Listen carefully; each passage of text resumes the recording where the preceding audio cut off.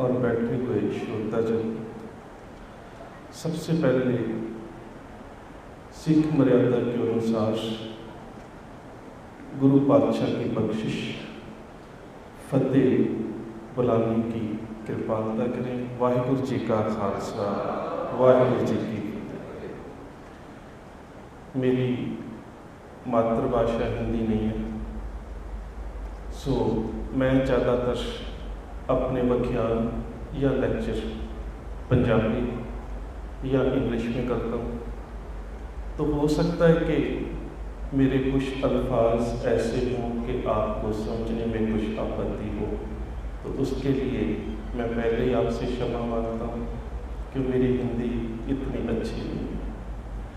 सो फिर भी जितना प्रबंधक साहबान की ओर से दिया हुआ वक्त है, उसमें हम गुरु तेग बहादुर साहब के जीवन, उनकी विचारधारा और उनकी शहादत के बारे में कुछ अल्फाज आपके साथ साझे करने की कोशिश करूँगा, यत्न करूँगा। गुरु तेग बहादुर साहब, उनकी शख्सियत के बारे में भाई नंदलाल जी, शायद आपने सुना हो। भाई नंदलाल जी पर्शियन के, फारसी के बहुत बड़े शायर में हैं।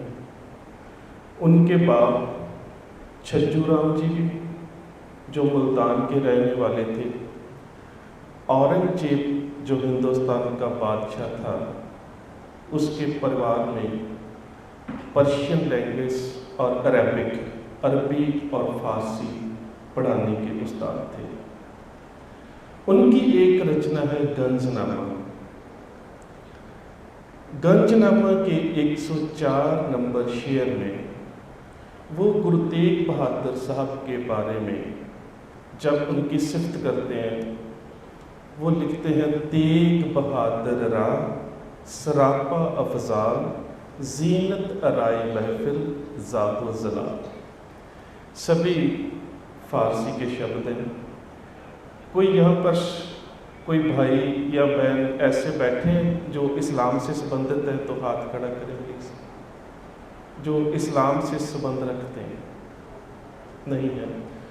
सो अगर होते तो थोड़ी समझने में हमें और भी आसानी होती कि इस शेर में नंदलाल जी गुरु तेग बहादुर साहब की शख्सियत को जब बयान करते हैं तो कहते हैं, तेग बहादुर रा सरापा अफजाल। अगर हम किसी मुसलमान भाई से मिलें और उससे हाल चाल पूछें कि आपका हाल क्या है, तो उनका जवाब होता है, खुदा का फजल है या अल्लाह का फजल है। फजल का मतलब रहम, करम, कृपा, और फजल एक वचन है और फजल का बहुवचन है अफजाल। नंदलाल जी गुरु तेग बहादुर साहब के बारे में, उनकी शख्सियत के बारे में जब बयान करते हैं अपनी इस फारसी की शायरी में, तो सरापा का मतलब है रूह से, अंदर से, आत्मा से। गुरु तेग बहादुर साहब पूरी तरह से कर्म के साथ पुरनूर है, कर्म के साथ भरे हुए हैं, रहम के साथ भरे हुए हैं, जीनत अराए महफिल। और इसके साथ साथ जब वो किसी महफिल में धर्म की चर्चा करते हैं, जीनत अराए महफिल व ज़ाहो ज़लाल, तब उनका जो ज़ाहो ज़लाल और जो उनकी रोशन दमागी होती है, वो देखने के लायक होती है। ये बात भाई नंदलाल जी अपनी रचना फारसी की है गंजनामा, उसमें कहते हैं। आगे इस वक्त में मैं थोड़ी थोड़ी, क्योंकि सारे जीवन के बारे में और गुरु साहब के समय में जो कुछ इतिहास में हमें या ऐतिहासिक स्रोतों में जो जिक्र मिलता है, वो सारा तो बयान नहीं किया जा सकता, लेकिन कुछ कुछ खास अंश जरूर आपके साथ साझे करने की या शेयर करने का जतन जरूर करूँगा। गुरु तेग बहादुर साहब के बारे में जब हम पढ़ते हैं तो अक्सर हमें किताबों में यही ज़्यादातर मिलता है और यही पढ़ाया जाता है कि वो त्याग की मूर्त है, वो निर्माणता की मूर्त है, वो निर्मलता की मूर्त है। लेकिन उनके जीवन के कुछ और भी पक्ष हैं जो हमें नहीं पढ़ाए जाते। वो एक अच्छे योद्धा भी थे और ऐसे योद्धा थे कि 14 साल की आयु में वो एक जंग में हिस्सा लेते हैं और तब उनकी शादी हुई को अभी कुछ महीने हुए हैं, क्योंकि उन दिनों में बाल विवाह हो जाया करता था। 12-13 साल की आयु में बच्चे की शादी कर दिया करते थे। तो पहले तो एक शादी की अहम बात आपके सामने मैं रखना चाहता हूँ जो हमारे इतिहास के स्रोतों में दर्ज है।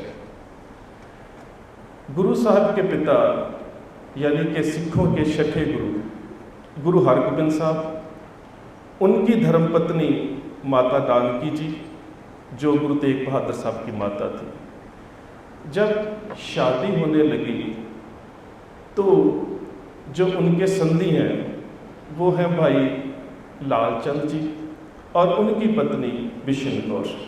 वो भी लड़की का परिवार भी सामने खड़ा है और इधर लड़के वाला परिवार गुरु जी के धर्मपत्नी और गुरु जी के बेटा गुरु तेग बहादुर साहब वो खड़े हैं। तो जो लड़की के पिता हैं भाई लालचंद जी, तो वो हाथ जोड़ के गुरु साहब को नतमस्तक होते हैं और कहते हैं कि आप गुरु भी हैं, आपका दर्जा बहुत ऊंचा है और हम आपके सिख भी हैं, और आज गुरु और सिख का जो रिश्ता है वो एक और रिश्ते में बदल रहा है, लेकिन हम आपके काबिल नहीं। हमारे पास ऐसी कोई भी वस्तु नहीं, कोई भी कीमती चीज़ नहीं जो हम बेटी की शादी में तोहफे के रूप में दे सकें। तो जो गुरु साहब ने जवाब दिया है, अगर उस जवाब के बारे में हम चिंतन करने का जतन करें, जहाँ बड़ी कह सकती हो कि गंभीरता के साथ उस पर विचार विमर्श करें, तो जो आज हमारे समाज में दहेज जैसी लानत है उससे हम जरूर किनारा कशी कर सकते हैं। गुरु साहब उस वक्त अपने संधी जी को कहते हैं, हृदय अंग तनुजा दीनी। हृदय हृदय, अंग अपने हृदय का टुकड़ा। तुमने अपने हृदय का टुकड़ा अपनी बेटी मेरी झोली में डाल दी। लालचंद, इससे कीमती चीज तुम्हारे घर में और है ही क्या। हृदय अंग तनुजा दीनी, पाशे वस्त्र तय क्या रख लीनी। जो तेरे घर में सबसे कीमती था वो तो तूने हमारी झोली में डाल दिया, अब इससे कीमती चीज तेरे घर में और है भी क्या।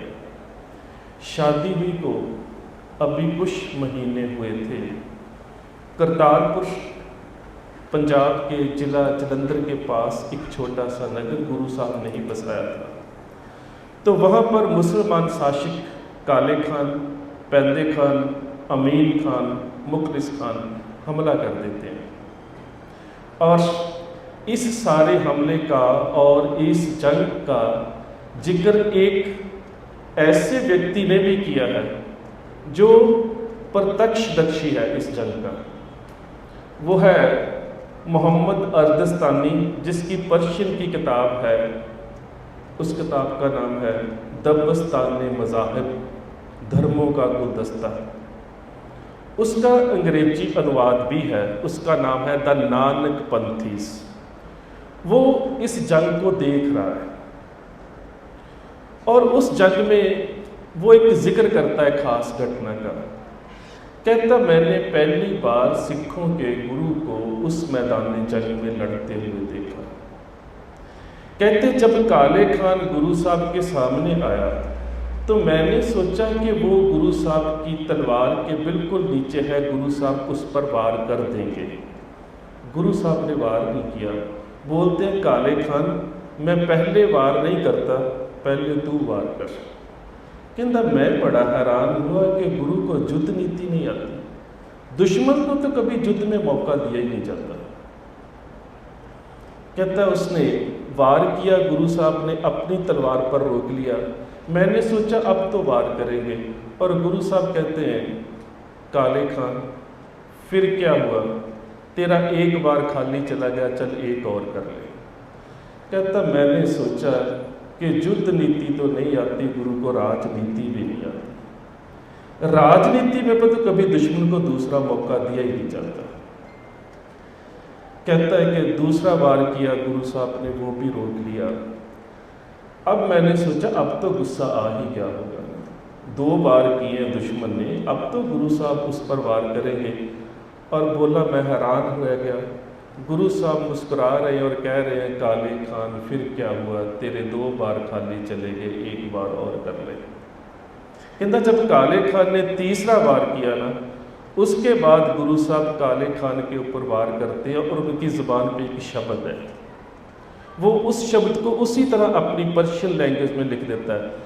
बोलता है गुरु साहब ने अपनी तलवार के साथ वार किया और उनकी ज़ुबान पर शब्द था जदन ई नेस्त बल्लो जदन ई अस्त, बेटा जी तलवार ऐसे नहीं, तलवार ऐसे चलाते हैं। 2 हिस्से करके ज़मीन पर पटका दिया और कहता मुझे ऐसे लगा कि गुरु को युद्ध में भी गुस्सा नहीं आता, वो तो ऐसे है जैसे अपने शिष्य को युद्ध नीति सिखा रहे हो।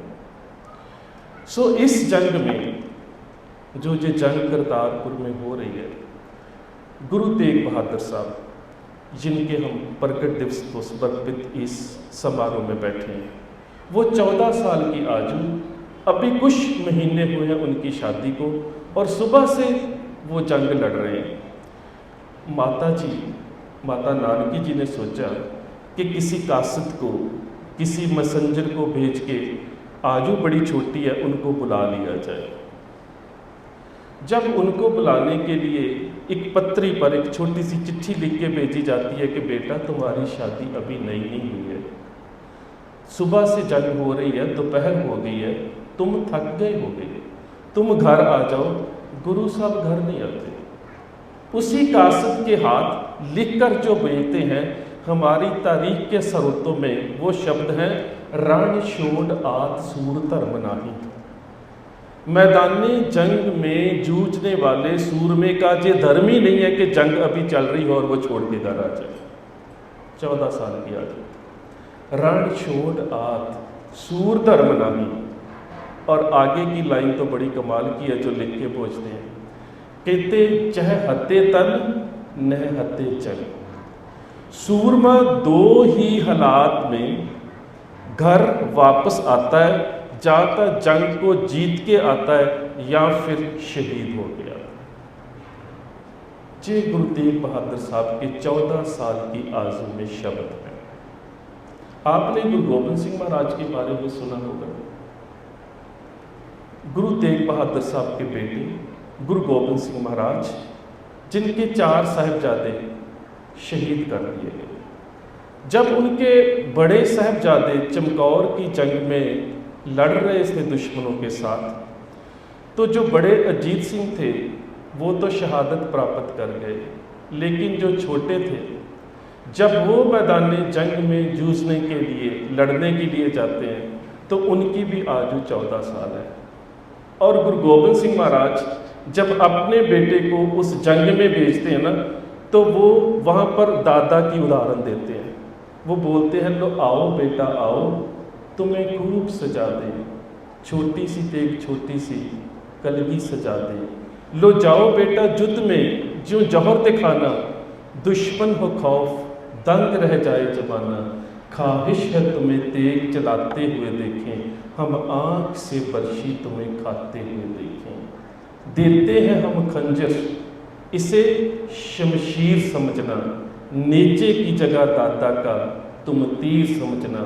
जितने भी मरे इनसे उन्हें बेपीर समझना, कभी जंग में होना नहीं दलगीर समझना। और फिर कहते हैं कि मुझे बड़ी खुशी हुई, कुर्बान पितर को कोई इनकार नहीं है, सिद्ध खेल का है रन का सजावार नहीं है, जे गुल सा बदन काबिल सुफार नहीं है। सुफार कहा जाता है स्पीयर हेड्स, एरो हेड्स।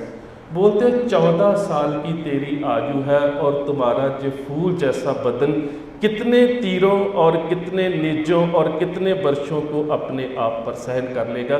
लेकिन बेटा, अब जंग में जा रहे हो, जिस उम्र में तुम्हारे दादाजी जंग में गए थे, तो मेरी एक बात जरूर ध्यान में रखना, जब तीर कलेजे में लगे तो सी नहीं करना। जब तीर कलेजे में लगे तो सी नहीं करना। उफ, मुंह से मेरी जान कभी भी न उचलना। दुश्मन का तीर तुम्हारी छाती में लगेगा, तुमने सी नहीं करना, हाय नहीं करना। जब दुश्मन की तलवार तुम्हारी गर्दन पे लगेगी, तुमने हाय नहीं कहना। और जिस तरह से फिर साहिब जुझार सिंह मैदान जंग में लड़ते हैं, वो दुश्मन को खुद लिखना पड़ता है। इसका जिक्र हकीम मिर्ज़ा अलायार खान जोगी अपनी उर्दू की किताब गंजे शहीदा में करते हैं। वो कहते हैं 10-20 को जख्मी किया, 10-20 को मारा, खल्लास को मारा, कभी अबलीस को मारा, गुल मच गया सारे अदू में। अदू दुश्मन को कहा जाता है, गुल शोर। गुल बच गया सारे अदू में, एक तिफल ने 40 को मारा।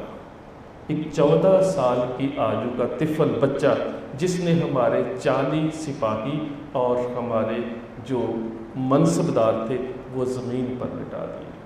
सो गुरु तेग बहादुर साहब, उन्होंने भी ज़िंदगी की पहली जंग 14 साल की आयु में ही करतारपुर साहब में लड़ी थी। थोड़े बड़े हुए तो गुरता गद्दी उन्हें मिलती है और वो सिखों के 9वें गुरु के रूप में गुरता गद्दी को धारण करते हैं। और उसके बाद जो उनका प्रचार है धर्म का, उसमें ऐसी बातें देखने को मिलती हैं। जैसे मैं 1-2 एग्जाम्पल्स, 1-2 कहानियाँ आपके साथ सुनाता हूँ। कन्फेशन बड़ी मुश्किल बात है, कन्फेस करना कि मेरे में ये बुराई है या मैंने ये बुराई की, मैंने ये गुनाह किया, और उस गुनाह को मानना। गुनाह करना शायद आसान है, गुनाह करके कन्फेशन करना, उससे मानना बहुत मुश्किल है। गुरु नानक साहब के समय की एक बात आपको बताता हूँ। एक चोर गुरु साहब की संगत में आ गया, डाकू भी था, चोरी भी करता था। तो बोलता है कि मुझे भी धर्म की दीक्षा दे दो। तो गुरु साहब कहते हैं कि चोरी और जे डाके डालने छोड़ दे। एक दिन नहीं चोरी करता, दूसरे दिन फिर संगत में आ जाता है। बोलता है गुरु जी नहीं, ये तो नहीं होगा, चोरी भी नहीं छोड़ सकता, डाके डालने भी नहीं छोड़ सकता। कहते ठीक है, करते रहो, चोरी करते रहो, एक बात और मान सकते हो। बोला क्या? कहते कि जब चोरी करके आओ ना, जब कोई डाका डाल के आओ, तो रोज संगत में आके ना मान लिया करो कि आज मैंने इस घर में चोरी की है। सोच के कहता है ये तो उससे भी मुश्किल काम है, ये तो नहीं हो पाएगा। कन्फेशन, गुनाह करके मानना। आपने पढ़ा होगा, इंटरनेट पर बहुत सारी क्रिश्चियनिटी की किताबें अवेलेबल हैं, जेहोवास कन्फेशन विटनेस। बेशक क्रिश्चियनिटी में उसको लेकर काफ़ी ज़्यादा कंट्रोवर्सी है, क्योंकि कुछ क्रिश्चियन हैं वो father, son and holy spirit को मानते हैं, जो यहोवा वाले हैं वो ट्रिनिटी मेथड को नहीं मानते। लेकिन बात यह है कि वहाँ पर तो ये फॉर्म भर दिया जाता है कि मैं कन्फेस करता हूँ मैंने गुनाह किए और खुदा मुझे माफ़ कर देगा, लेकिन कन्फेशन करना बहुत मुश्किल है। और कन्फेशन करवाने के लिए कन्विंसिंग पावर कैसी हो, बात तो ये अहम है। लिखकर तो मैं भी कह दूंगा कि मैंने इतने गुनाह किए, खुदा मुझे माफ़ कर दे, वो तो बड़ा आसान है। लेकिन मन से गुनाह को स्वीकार करना और फिर अपने आप को खुद सजा जोग्य समझना, ये कन्फेशन होता है। मैं इतिहास की एक उदाहरण आपके साथ शेयर करता हूँ। गुरु साहब, एक तो ये इस इलाके को भी किसी समय मालवा क्षेत्र ही कहा जाता था, एक पंजाब में भी मालवा है। तो गुरु साहब पंजाब वाले मालवे के इलाके में हैं। तो गुरु साहब के पास एक घोड़ा बड़ा कीमती था, उसका नाम था श्रीधर। श्रीधर गुरु साहब को सैफ खान ने दिया था, और सैफ खान है वो तरबियत खान का बेटा था। तरबियत खान शाहजहां का बहुत बड़ा वजीर था, मुमताज़ का दूर से रिश्तेदार भी था, जिसकी जात में ताजमहल बना हुआ है। सो तरबियत खान के बेटे सैफ खान ने गुरु साहब को एक घोड़ा दिया था, घोड़े का नाम था श्रीधर। तो इलाके के चोरों को, डाकुओं को पता लगा कि सिखों के गुरु आए हुए हैं और उनका घोड़ा बड़ा कीमती है, और कुदरतन अगर घोड़ा कीमती है तो कुछ शिष्य ऐसे भी होंगे ना जो रात जागकर उसकी रखवाली करते होंगे।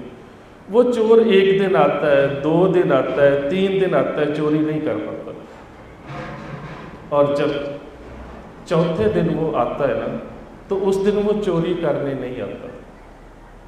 उस दिन वो संगत में आके बैठ जाता और गुरु साहब के प्रवचन सुनने लगता है।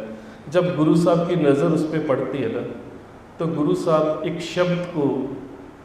शब्द की कथा, उसकी व्याख्या, जब उस शब्द की ट्रांसलेशन शुरू कर देते हैं।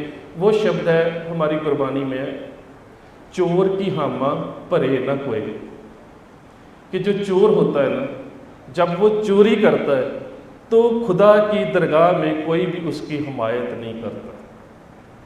जब गुरु जी उस शब्द को समझा रहे हैं ना, तो वो जो चोर है ना, वो उसकी जो अंतर आत्मा है वो उससे धिक्कार रही है कि मुझे ऐसे लग रहा है कि ये सारी बातें मुझे कहीं जा रही हैं। इतना ज़्यादा प्रभावित होता है गुरु साहब के शब्द से, बाहर जाता है, एक तीखी लकड़ी लेता है, अपने पेट में खुद मार लेता है। बोलता है कि मैंने गुनाह किया था, जो सोचा सिर्फ कि गुरु जी के घोड़े को चोरी करूं, और मैं अपने गुनाह की सज़ा खुद अपने आप को देना चाहता हूँ। ये है कन्फेशन। अगर आप जैपनीज सैमुराई को पढ़ें तो जब पुराने ज़माने वो जंग करके कोई सैमुराई गलती कर लेता था ना, तो वो अपने आप को खुद पेट में खंजर मारता था, उसको हारागिरी कहा जाता था, ऑनरेबल डेथ। वो कन्फेशन होता है। कन्फेशन तो करना, लेकिन अपने लिए अपनी सज़ा भी खुद नियत करनी, वो कन्फेशन है। सो दूसरी बात, एक थीसिस आया है, बहुत सारे टीचर साइंस के भी होंगे, वो जरूर पढ़ें, स्टीफन कार्लोन का। स्टीफन कार्लोन ने Jews childhood and Jews studies के ऊपर एक थीसिस लिखा है, और उसका टाइटल है वाई ज्यू पीपल सो स्मार्ट। यहूदियों के बच्चे इतने इंटेलिजेंट क्यों हैं?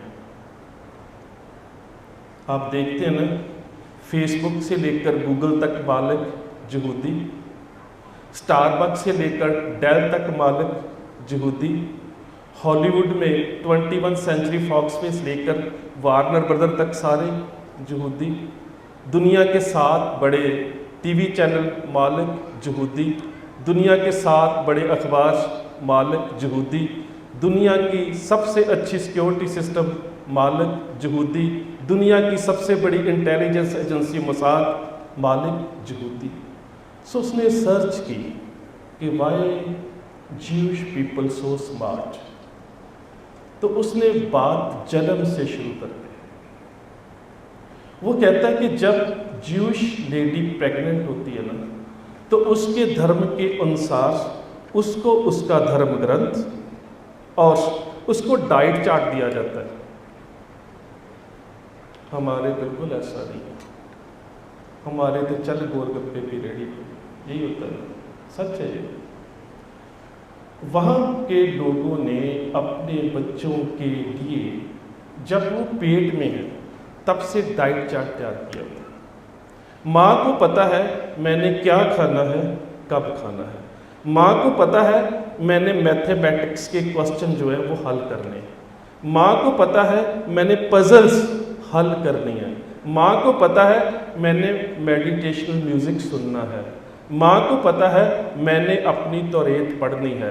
माँ को पता है मैंने सिर्फ अपनी ही मातृभाषा में बात करनी है। और ये तो माँ को पता है, लेकिन ज्यूश समाज को पता है टैबू उस समाज को ये पता है कि अगर इस घर में कोई बच्ची प्रेग्नेंट है तो उस घर में कोई भी ऐसा व्यक्ति दाखिल नहीं हो सकता जो तंबाकू स्मोकिंग करता, जो सिगरेट पीता। और वो बकायदा उसके नीचे लिखते हैं, कहते अगर आप नॉन ज्यू पीपल हो, अगर आप गैर यहूदी लोग हो, तो कृपया किसी यहूदी के घर में जाने से पहले अगर आप स्मोकिंग करते हो तो पूछ लें कि उनके घर में कोई गर्भवती तो नहीं है, नहीं तो वो बेइज्जत करके घर से निकाल सकते हैं। अब क्यों है? अगर आपने वर्ल्ड हेल्थ ऑर्गेनाइजेशन या UNDCP, United Nation Drug Control Programme, ये तो अब की बातें है ना, जब तंबाकू या सिगरेट स्मोकिंग के बारे में दो बातें आई। पहली तो आई एक्टिव एंड पैसिव स्मोकर। एक एक्टिव स्मोकर है जो सिगरेट पी रहा है, दूसरा पैसिव है। अगर मैं पी रहा हूँ, मैं जो धुआं छोड़ रहा हूँ, जितना सिगरेट के जो हार्मफुल केमिकल हैं, जितना मेरी सेहत के ऊपर असर है, मेरे से ज़्यादा दुष्प्रभाव जो मैं धुआं छोड़ रहा हूँ एनवायरनमेंट में, जो उनके अंदर जा रहा है, जो मेरे पास खड़े हैं पैसिव स्मोकर, उन पर भी उतना ही असर है। और गुरु साहब ने इसके बारे शब्द पता क्या लिखा है? जगत झूठ। तंबाकू को हम सिखों में तंबाकू नहीं कहा जाता, जगत झूठ, कि ऐसी चीज जो सारे संसार को झूठा कर देती है। तब तो एक्टिव और पैसिव स्मोकर की बात ही नहीं थी। और गुरु साहब ने कब कह दिया जगत झूठ? एक व्यक्ति पीता है, सारे संसार को गंदला झूठा कर देता है, गंदा कर देता है। और दूसरी बात, जो ज्यूश अब कह रहे हैं कि अगर स्मोकिंग करने वाले व्यक्ति का धुआं गर्भवती माता के अंदर जाता है तो ये ही एक ऐसा रसायन है जो प्लेसेंटल बैरियर अक्रॉस करता है, कि जितने हार्मफुल केमिकल माँ के अंदर जाते हैं उसके पेट में पल रहे बच्चे के तक भी उतने भी पहुँचते हैं, और बच्चे से उसकी अगली पीढ़ी में, फिर उसकी अगली पीढ़ी में, और फिर जो ज्यूश उसके बारे में टर्म यूज करते हैं ना, वो बोलते हैं मॉडर्न मंद बुद्धि बच्चे पैदा होते हैं। और हमारे रहतनामों में पता क्या लिखा है? मदरा दोहथा एक कुल, भांग दहे तन एक, जगत झूठ तंबाकू सत कुल दहे। इसका कुलों में, अगली पीढ़ी में इसका असर आता है, निंदा दहे अनेक। सो गुरु साहब ने उस समय जब वो मालवे में प्रचार कर रहे थे तो कुछ लोगों ने पंजाब में तंबाकू की खेती शुरू कर दी। अच्छा, एक सवाल और भी पैदा होगा कि गुरु ग्रंथ साहब महाराज में ना जगत झूठ शब्द है ना तंबाकू शब्द है। तो इसका जवाब ये है कि गुरु ग्रंथ साहब महाराज की संपादना 1604 में हो गई थी और तंबाकू इंडिया में 1605 में अकबर के वक्त आया। सो ये बाद में आया, पर जब आया तब गुरु साहब, गुरु तेग बहादुर साहब को पता लगा, क्योंकि वैसे तो अगर एक फारसी की किताब है खुलासतुल तवारीख, सुजान राय भंडारी की लिखी हुई, उसमें वो कहता है कि जहांगीर ने भी तंबाकू पीना शुरू कर दिया। और जब वो अपने दरबार में तंबाकू पी रहा होता है ना, तो उसके जो दरबारी होते हैं मुंह पे कपड़ा रख लेते हैं। उसे अस्थमा की प्रॉब्लम थी और किसी वैद्य ने कह दिया कि अगर तुम तंबाकू पियोगे तुम्हारी सांस की प्रॉब्लम ठीक हो जाएगी। तो एक दिन वो नूरजहां से पूछता है कि जब मैं दरबार में आता हूँ तो लोग मुंह पे कपड़ा क्यों रख लेते हैं? कहती बादशाह सलामत, तुम्हारे मुंह से दुर्गंध इतनी बुरी आती है कि लोगों के लिए बर्दाश्त करनी बहुत मुश्किल है। उसने उसी दिन से तंबाकू छोड़ दी और उसके साथ भी फरमान जारी कर दिया कि मेरे दरबार में अगर कोई तंबाकू पी के आऊँगा, कोई भी आएगा, मैंने तो छोड़ दिया पर जो पिएगा उसके लब काट दिए जाएंगे। ये सुजान राय भंडारी ने खुलासतुल तवारीख में लिखा है। सो गुरु साहब ने फरमान जारी कर दिया मालवे में जाकर बाकायदा लिखती तौर पर कि जो भी गुरु को मानने वाला सिख है वो ना तंबाकू की खेती करेगा, यही गुरु तेग बहादुर साहब ने, ना तंबाकू की खेती करेगा, ना तंबाकू की पैदावार, ना तंबाकू को घर में रखेगा, ना बेचेगा, और यहाँ तक कि सिख के लिए हाथ लगाना भी विवर्जित है। और गुरु गोबिंद सिंह महाराज ने तो इसे बज्जर करैत, जैसे इस्लाम में गुनाह होते हैं ना, इस्लाम में 4 गुनाह होते हैं कि ये करोगे तो कोई माफ़ी नहीं, जैसे शिरक, शिरक फिल इबादत, कुफर, बिदत, इसी तरह सिखों में 4 वज्र रहते हैं कि ईद की माफ़ी आम व्यक्ति नहीं दे सकता, तुम्हें फिर 5 प्यारों के पास ही जाना पड़ेगा अगर तंबाकू को हाथ भी लग जाए तो। इसके आगे औरंगजेब का राज, शहादत पर आ जाते हैं। शहादत के बारे में 1-2 बातों को समझना बहुत जरूरी है, क्योंकि अक्सर जब हम कुछ धर्म, अपने धर्म के बारे में जब कोई बात करते हैं तो कोई टर्म्स जब हम दूसरे धर्म से लेते हैं ना, तो उसके पीछे मकसद और मंतव्य क्या है हमें पता नहीं होता, अर्थ के अनर्थ हो जाते हैं। अक्सर हम कहते हैं कि गुरु तेग बहादुर साहब ने कुर्बानी दी। जो कुर्बानी शब्द है ये हिब्रू लैंग्वेज से है। कुरान शरीफ में, मुकद्दस कुरान शरीफ में 3 बार कुर्बान शब्द आता है और तरेत में किरबान, करबान, कुर्बान, कुर्बानी, ऐसे बहुत सारी प्रोनाउंसिएशन उसमें है हिब्रू लैंग्वेज में। और इसका मतलब क्या है? इसका मतलब है कि खुदा को खुश करने के लिए कोई ऐसा तोहफा भेंट किया जाए जो आपको बहुत प्यारा हो। इसकी शुरुआत कब हुई? जब हज़रत इब्राहीम को खुदा के दीदार होते हैं, खुदा से मिलाप होता है, तो खुदा बोलते हैं कि तू मुझे वो चीज़ तोहफे में दे जिससे तू सबसे ज़्यादा प्यार करता है। तो फिर खुदा पूछता तो प्यार सबसे ज़्यादा किसको करता है? बोलता है मैं अपने बेटे इस्माइल को प्यार करता हूँ। तो बोलते फिर इसकी कुर्बानी दे।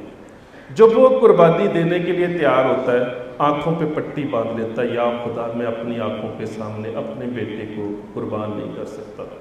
लेकिन जब वो खंजर चलाने लगता है तो वहाँ पे बेटा नहीं होता, उसकी जगह पर एक बकरा, एक दुम्बा, एक भेड़ू होता है। तो वहाँ से रवायत चलती है खुदा को खुश करने के लिए कुर्बानी देने की। जैसे आज भी ईद में कुर्बानी दी जाती है, बकरे की दी जाती है। अगर गाय की दी जाए तो उसको 7 कुर्बानियों के बराबर जो है वो माना जाता है। सो मेरा कहने का मतलब ये था कि जब हम कुर्बानी शब्द यूज़ करते हैं तो कुर्बानी में जिसको कुर्बान किया जाता है उसकी इच्छा शामिल नहीं होती। बकरे को क्यों मरना चाहेगा वो? भेड़ क्यों मरना चाहेगी? उसकी अपनी इच्छा नहीं होती। सो कुर्बानी कोई देता है किसी को खुश करने के लिए, उसकी अपनी इच्छा नहीं शामिल होती। इसी तरह बलिदान में भी अगर आप यजुर्वेद को पढ़े तो उसमें नर मेघ जग का जिक्र है, अश्व मेघ जग का जिक्र है, गैंडा मेघ जग का जिक्र है। उसमें भी बहुत सारे पशुओं की बलि का जिक्र है, लेकिन बलिदान में भी जिसकी बलि दी जाती है उसकी इच्छा शामिल नहीं होती। लेकिन शहादत, उसके लिए इंसान की अपनी इच्छा शक्ति शामिल होती है। और गुरु तेग बहादुर साहब की शहादत है।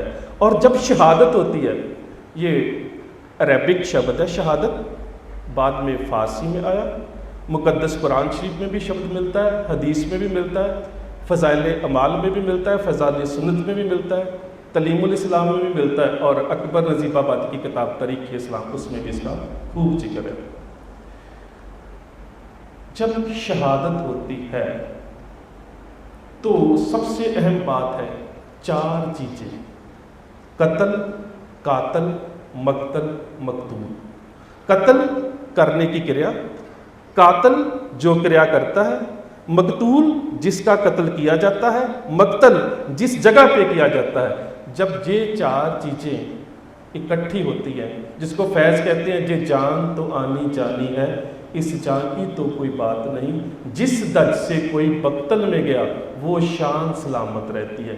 खुद शहीद होने के लिए मकतूल का मक्तल में जाना शहादत है, ना ये बलिदान है ना कुर्बानी है। बलिदान और कुर्बानी में अपनी इच्छा शामिल नहीं होती। लेकिन शहादत, जब गुरु गोबिंद सिंह महाराज गुरु तेग बहादुर साहब की शहादत के बारे में जिक्र करते हैं तो वो कहते हैं, तेग बहादुर सी क्रिया करी न किन्हू आन। दुनिया के इतिहास में पहले कभी ऐसा हुआ ही नहीं कि किसी और धर्म के रहबर ने किसी और धर्म के धार्मिक चिन्हों को बचाने के लिए अपनी शहादत दे दी हो। तेग बहादुर सी क्रिया करी न किन्हू आन। सो अब दूसरी बात करते हैं, वक़्त तब दस्ते वक़्त। अच्छा, जब आप थक जाए मुझे बता देना। हाथ खड़ा कर दीजिएगा, मैं समाप्त कर दूंगा। हाँ जी, अच्छा जी, ठीक है। आगे बात करते हैं गुरु गोबिंद सिंह महाराज, जो गुरु तेग बहादुर साहब के फर्जंद हैं, उनके बेटे हैं। उनका जन्म होता है पटने में। अब जब हम पटने की बात करते हो तो कहते हैं कि पटना बिहार स्टेट में है, लेकिन जब गुरु साहब का जन्म होता है तब बिहार स्टेट नहीं था, तब बंगाल एक राज्य था और बंगाल का गवर्नर शाइस्ता खान था और औरंगजेब वो दिल्ली का बादशाह। और औरंगजेब चाहता है कि काबुल, गजनी, जलालाबाद, सुल्तानपुर, लाहौर, दिल्ली, बंगाल और बंगाल के बाद अगर असम भी मेरे अधीन आ जाए तो मैं इसको दारुल इस्लाम ऐलान सकता हूँ। दारुल इस्लाम, इसको भी समझना जरूरी है। ये कुरान शरीफ में नहीं है, हदीस में भी नहीं है। इस्लाम के कूफा स्कॉलर्स हैं, उन्होंने ये 3 टर्म बनाई हुई हैं, दारुल कुफ्र, दारुल हर्ब, दारुल इस्लाम। दारुल कुफ्र, यहाँ पर कोई भी इस्लाम को मानने वाला ना हो और ना ही इस्लाम का राज्य हो, उसको बोलते हैं दारुल कुफ्र। दारुल हर्ब, राजा तो इस्लामी हो, मुसलमान हो, इस्लाम को मानने वाला हो, लेकिन लोग और भी समुदाय के रहते हों, उसे बोलते हैं दारुल हर्ब। और उसके ऊपर है दारुल इस्लाम, राजा भी मुसलमान, कानून भी शरीयत के और सारे लोग भी मुसलमान। औरंगजेब एक चिट्ठी लिखता है उस वक्त इस्लाम के चौथे खलीफे को कि मैंने इतना इलाका फतेह कर लिया, मैं इसको दारुल इस्लाम घोषित कर सकता हूँ? वो बोलता है नहीं। उसका जवाब आता है नहीं, अभी तो तेरे इस राज्य में बहुत सारे और धर्मों के लोग रह रहे हैं, पहले तो सभी को कन्वर्ट करके इस्लाम में लाना पड़ेगा, फिर तू दारुल इस्लाम की बात करके अपने आप को एक राजनीतिक आगू के साथ साथ धार्मिक आगू भी कहला सकता है, अगर तू दारुल इस्लाम बनाने से पहले लोगों को कन्वर्ट करे। उसके लिए लालच देना पड़े, उसके लिए कत्ल देना करना पड़े, भय देना पड़े, जो भी करना है वो तुम जिहाद के नाम पर कर सकते हो, लेकिन पहली बात है कि सब लोगों को दीन इस्लाम में लेके आना। औरंगजेब इस बात में लगा हुआ है और उसके लिए सबसे ज़रूरी है असम को फतेह करना। और असम में उस वक्त अहोम ट्राइब जो है, अहोम कबीले के जो लोग हैं वो राज कर रहे हैं और उनका राज भी बड़ा अच्छा है। औरंगजेब उनको जीतना चाहता है और वो वहाँ पर अपनी फौज भेजता है राजा मान सिंह की अगुवाई में। राजा मान सिंह राजा जय सिंह का बेटा है। राजा जय सिंह को भी औरंगजेब ने मरवा दिया था, killer robes. Doctor Peter Robert का एक थीसिस है, जरूर पढ़िएगा, किलर रॉब्स कैसे बनाई जाती थी, मातमी खिल्लत। जैसे कोई वायरल बीमारी फैल जाती है ना, जैसे अब कोविड की बात चल रही है, तो उस वक्त में जब chicken pox, small pox, measles, plague, जब ऐसी बीमारी फैल जाती थी ना तो कुछ लोग तो मरते थे, लेकिन जो राजे के राजवैद्य होते थे ना, वो मर रहे लोगों को कपड़ा लपेट के उसके जो कीटाणु होते थे उनको प्रिजर्व कर लेते थे और बड़े सुंदर कपड़े के अंदर उनको लगा दिया जाता था, और जिसको साजिश के साथ मारना होता था उसे वो किलर रॉब पहनाई जाती थी। उसको लगता था कि मेरे को तो रॉब ऑफ ऑनर दिया है, लेकिन उसके अंदर जो कपड़ा लगा होता था उसके साथ वो बीमारी के कीटाणु होते थे और कुछ दिनों में व्यक्ति की मौत हो जाती थी। औरंगजेब ने अपने बेटे मोहम्मद को भी ऐसे कत्ल किया था और बहुत सारे जिक्र मिलते हैं। राजा जय सिंह को भी ऐसे ही। राजा जय सिंह बड़ा खुश था कि राजा ने मुझे ऑर्डर किया है, लेकिन कुछ दिनों बाद वो बीमार हुआ, बुखार हुआ, उसकी मौत हो गई। सो औरंगजेब चाहता है कि जय सिंह को तो ख़त्म कर दिया है, उसके बेटे मान सिंह को भी ख़त्म किया जाए, लेकिन मान सिंह को वो किलर रॉब के साथ नहीं ख़त्म करना चाहता, वो उसको यूज़ करना चाहता है। वो सोचता है कि अगर मान सिंह को मैं असम की मुहिम पर भेज दूँ, अगर ये जीत जाएगा तो असम का इलाका मेरा, अगर जे मारा जाएगा तो राजपूताना मेरा, दोनों हाथों में लड्डू ना। जीत जाएगा असम आएगा, मारा जाएगा राजस्थान आएगा। तो वो उसको भेज देता है। और उस वक्त लोगों में ये बात बड़ी प्रसिद्ध है और बहुत सारी किताबों में लिखा भी है कि असम के लोग बंगाल का काला जादू जानते थे। और वो फौज को ख़त्म कर दिया करते थे। और यही बात इतिहासक ग्रंथों में भी ऐसी लिखी जाती है कि राजा मान सिंह गुरु तेग बहादुर साहब को कहता है मेरे साथ चलो, क्योंकि वो लोग जादू के साथ, काले जादू के साथ लोगों को ख़त्म कर देते। लेकिन ऐसी बात कोई नहीं, ना कोई काला जादू है, ना कोई काला जादू हो सकता। जब तक एजुकेशन है, जब तक विद्या है जादू, जिसके साथ लोगों का मनोरंजन किया जाता है। मैं भी बहुत सारे ट्रिक जानता हूँ, इसमें कुछ नहीं है, कोई काला जादू नहीं। आप अखबारें पढ़ते हो रोज़, कितने मियाँ जी तांत्रिक, फलाना तांत्रिक, पता होता है घर की कोई ना कोई डोमेस्टिक प्रॉब्लम तो होती है। अगर इन लोगों को जादू के साथ पैसे बनाने की विधि आती हो तो हमसे 41 रुपये मांगने की क्या ज़रूरत है। ये तो बस लोगों को ठगने के तरीके हैं। दरअसल वहाँ पे प्रॉब्लम क्या थी कि जो होम ट्राइब के लोग थे ना, एक तो वहाँ की जड़ी बूटियों के बारे में जानते थे कि जे जड़ी बूटी पानी में मिला दो तो जहाँ से अगर फौज पानी पिएगी तो उसकी मौत हो जाएगी, जहरीली जड़ी बूटी।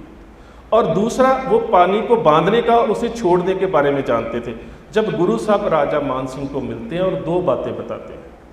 पहली बात तो पानी वहाँ से पीना जहाँ से या तो तुम्हारे दुश्मन की फौज पानी पिए या तुम्हारे घोड़े पानी पिए।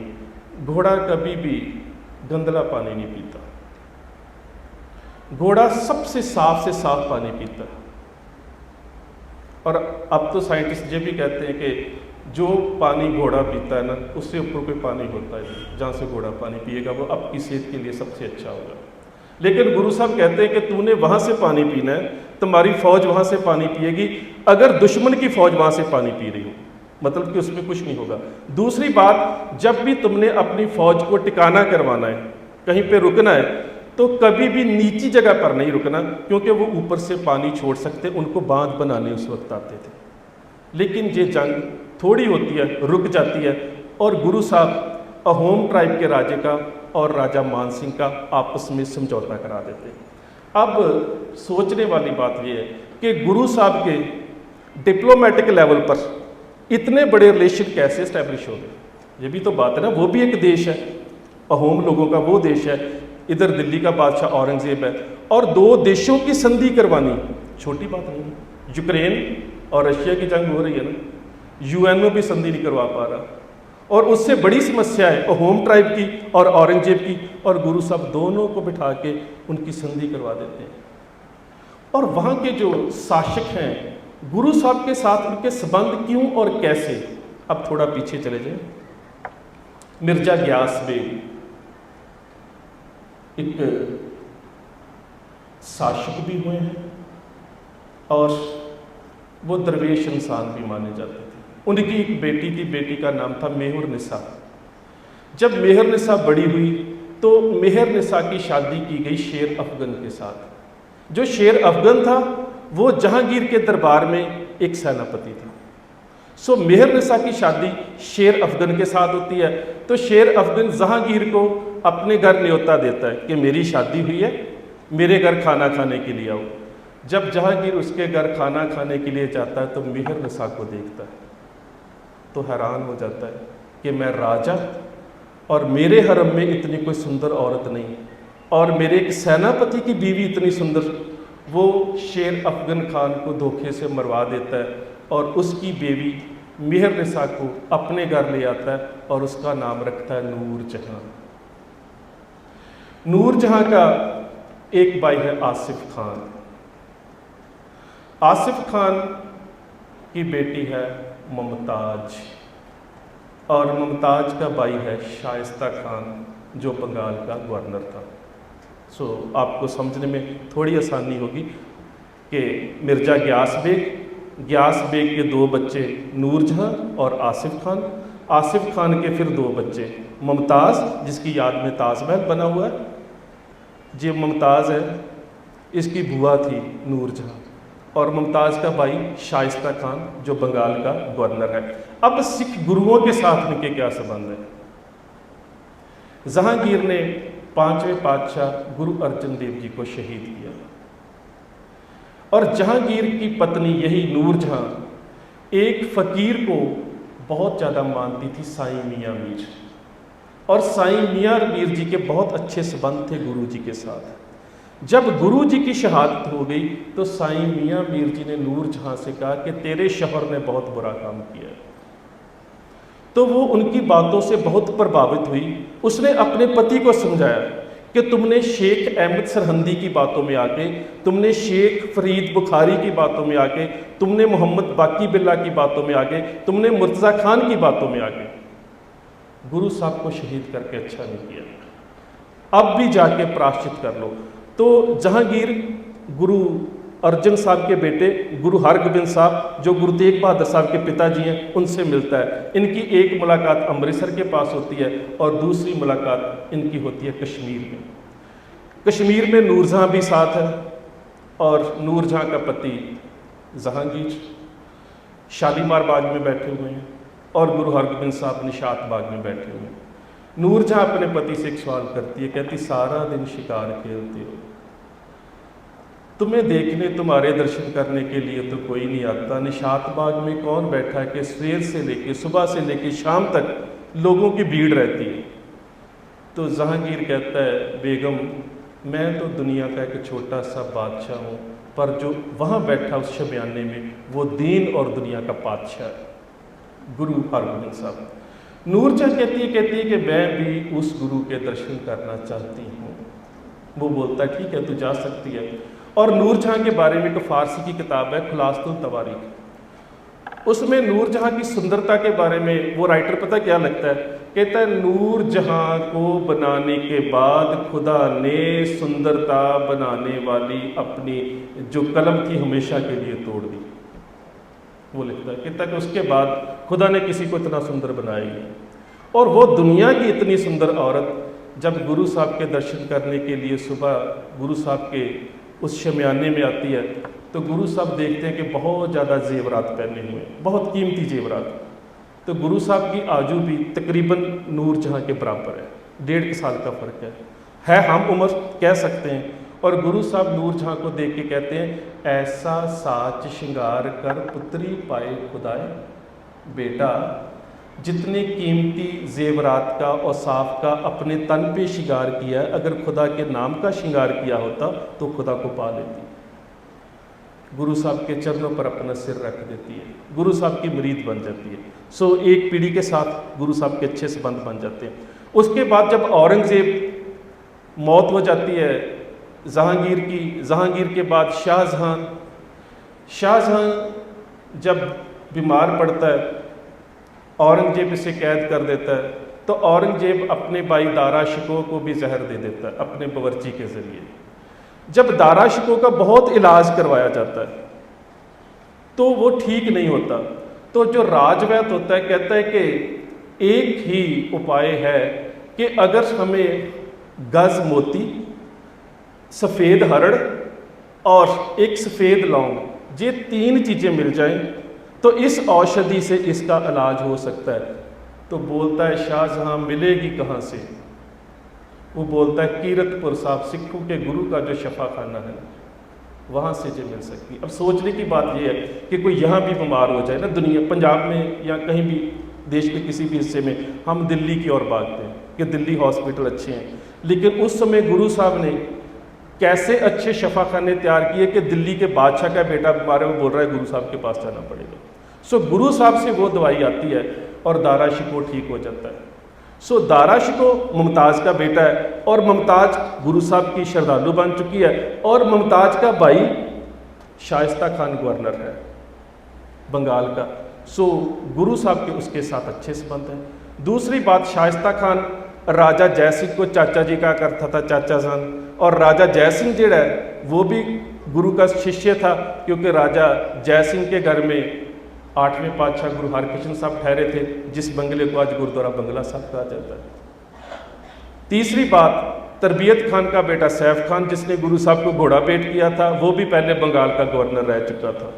सो जितने भी बंगाल के उस वक्त के मुसलमान शासक थे उनके साथ गुरु साहब के संबंध बड़े अच्छे थे, इसलिए गुरु साहब ने वहाँ पर अपने डिप्लोमेटिक रिलेशन को यूज़ करके उनकी संधि करवा दी।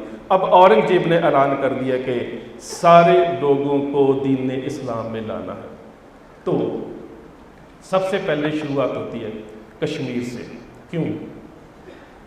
उसका कारण कि जैसे अब बहुत सारे टीचर हैं, उस्ताद हैं, तो अगर टीचर ही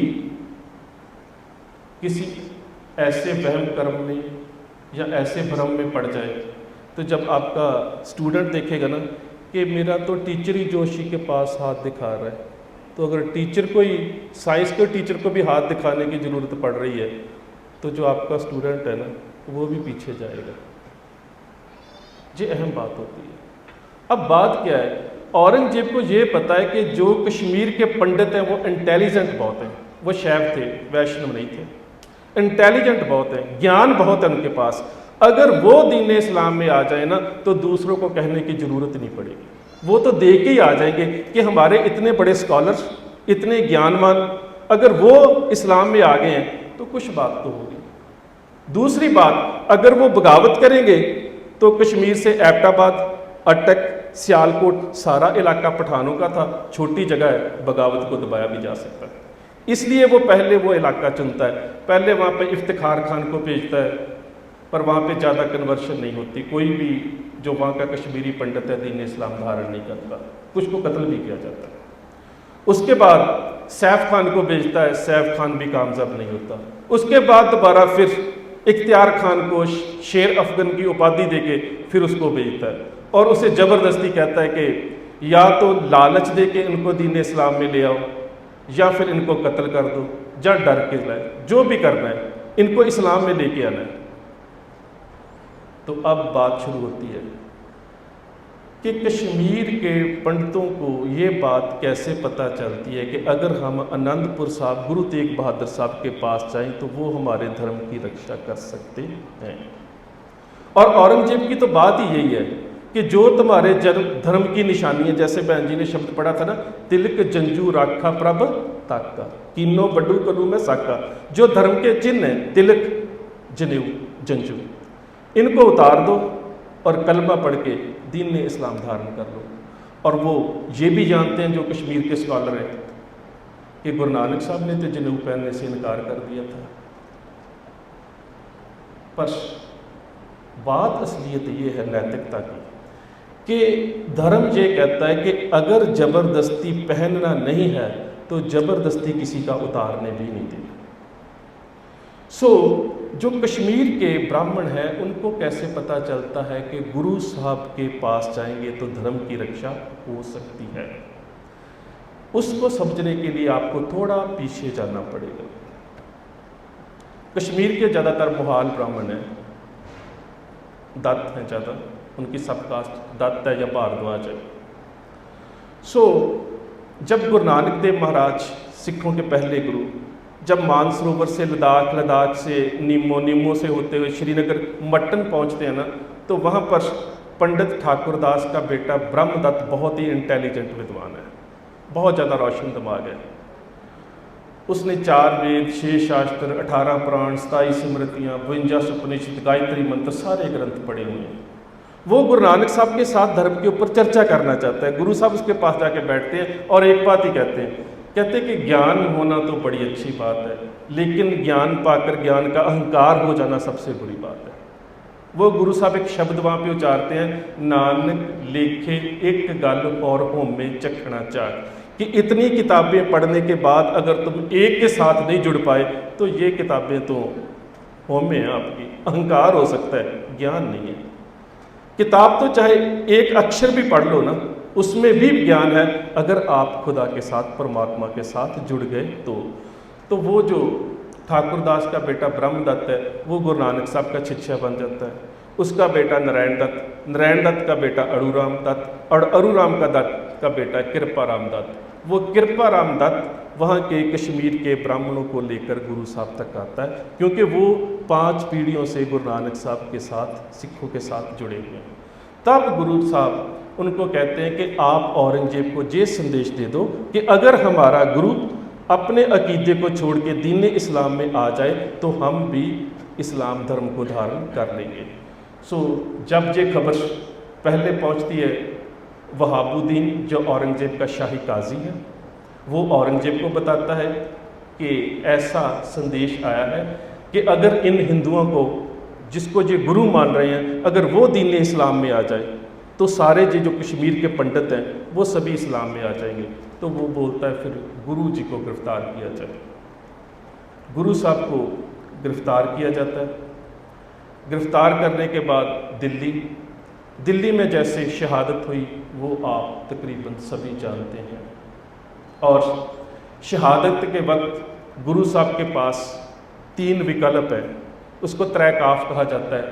पहला काफ उर्दू का काफ, का, कक्का, के। पहला काफ, अगर आप कलमा कुरान पढ़ दो तो भी जान बच सकती है, अगर आप करामात दिखा दो तो भी जान बच सकती है, अगर आपको 2 काफ परवान नहीं है तो फिर कत्ल परवान कर लो। तो गुरु साहब कहते हैं कि अगर मैं कलमा कुरान पढ़ के इस्लाम धारण करता हूँ मेरे धर्म की शारीरिक मौत होती है, अगर मैं करामात दिखाता हूँ मेरे धर्म की आत्मक मौत होती है, लेकिन अगर मैं कत्ल परवान करता हूँ जो तेरे लिए कत्ल है, मेरी उम्मत के लिए शहादत है, तो मेरी उम्मत, मेरी कौम के शरीर और आत्मा को बल मिलता है, मैं शहादत परवान करता हूँ। सो गुरु साहब को शहीद कर दिया जाता है। उनके साथ भाई मती दास, भाई सती दास, भाई दयाला जी, उनको भी शहीद किया जाता है। और उनकी शहादत के बारे में मैं एक स्पेशल बात कहना चाहता हूँ। मैं बात कर रहा था अंकल जी के साथ कि दुनिया को जब हम बता ही नहीं सके कि ये गुरु तेग बहादुर साहब का शहीदी दिवस इंटरनेशनल ह्यूमन राइट्स डे होना चाहिए, क्योंकि इससे बड़ी दुनिया में कोई एग्जाम्पल ही नहीं है, कोई उदाहरण ही नहीं है कि किसी एक धर्म के धार्मिक चिन्हों को खतरा है और दूसरे धर्म का कोई मुर्शिद, कोई रहबर अपनी शहादत दे रहा है दूसरे धर्म की रक्षा के लिए। सो इससे बड़ा पैरामीटर तो कभी भी, जिसको आप कहते हैं कि ह्यूमन राइट्स, मानवता के जो हक हैं, उनके बारे में इससे बड़ा तो क्या पैरामीटर हो ही नहीं सकता। और ये जो शहादत है, इस शहादत के बारे में हम कई बार कह देते हैं तेग बहादुर हिंद की चादर। दरअसल हिंद तो एक जियोग्राफिकल खित्ते का नाम है ना। जैसे मैं आज सुबह ही बात कर रहा था, हम जब खड़े होते हैं जनगण मन बोल रहे होते हैं तो हम उसमें पढ़ते हैं पंजाब, सिंध, गुजरात, मराठा, लेकिन सिंध तो आज हिंद का हिस्सा नहीं है, वो तो पाकिस्तान में। सो देश तो छोटे बड़े होते रहते हैं। बात तो शहादत के पैरामीटर की है, जिसके बारे में कवि सेनापति लिखते हैं, प्रगट भये गुरु तेग बहादुर सगल शिष्ट पे टापी चादर। सारी सृष्टि की चादर है ये शहादत, केवल एक धर्म की नहीं, केवल एक खित्ते की नहीं, केवल एक जोग्राफिकल एरिया की नहीं, इसको तो इंटरनेशनल ह्यूमन राइट्स डे के रूप में हमको बनाना चाहिए। सो वक्त आपका बहुत ज़्यादा ले गया, आपका सुनने के लिए बहुत बहुत धन्यवाद। वाहिगुरु जी का खालसा, वाहिगुरु जी की फतेह।